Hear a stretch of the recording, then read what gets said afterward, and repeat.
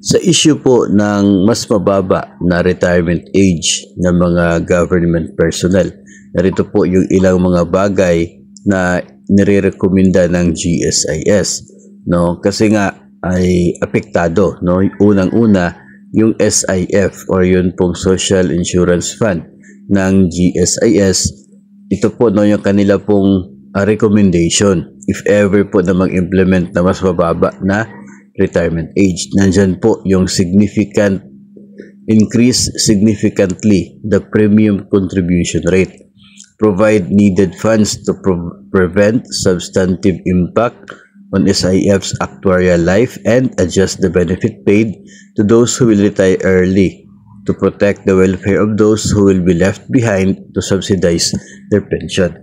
So, kung mas mababa po yung retirement age, mas marami no yung mag-a-apply ng retirement. So biglaan po na tataas yung magiging payable ng GSIS na pension doon po sa kanya pong mga retired members. Kapag ganun po yung mangyayari, apektado po yung period na tinatawag nilang actuarial life ng pondo, no, dahil biglaan yung pagdami ng mga babayaran, bigla ang pagbaba ng pondo. So magiging shorter na lang yung kayang i-shoulder ng fund na yan for the premiums of for the pension of the retired po, no. So tapos kapag nag-retire na po sila, so sino po yung magbabayad ng premiums to the GSIS na pwedeng gamitin para sa pension nila? Of course, yung mga tinatawag dito na those who are left behind, no, yung nasa active pa sa serbisyo.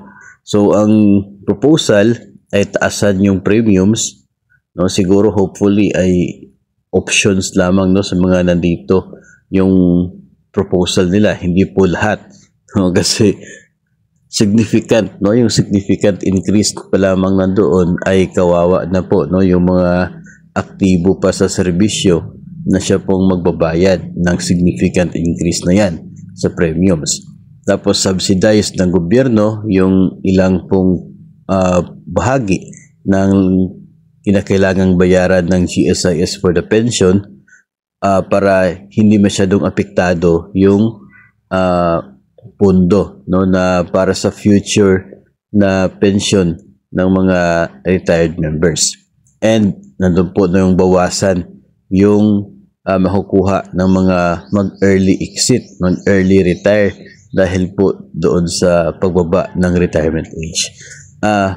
Ito po yung proposal nila, pero alam po natin na for the 19th Congress ay hindi naman po nag-prosper, no? Yun pong mas mababa na retirement age kasi nakapending pa rin doon sa Senado, and very limited na lamang yung time ng mga senador para pag-usapan yon. Nandyan pa yung impeachment, so mas lalong magiging halos imposible na magiging batas pa yung 56 na retirement age. So para mag-aabang na lamang tayo sa susunod na Congress, sa 20th Congress, sa mga bagong nanalong congressman at senador, kung ito ba ay kanila pa ring papaboran, no, o kaya ito ba ay kanila nang gawing batas o the 20th Congress.